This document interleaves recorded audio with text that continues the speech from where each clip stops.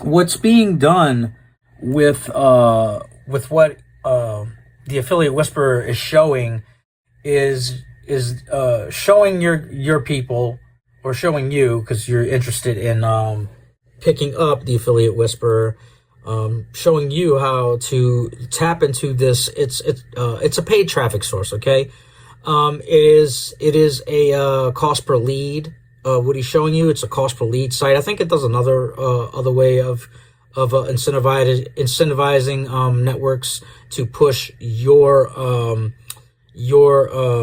opt-in to their network of people. Okay,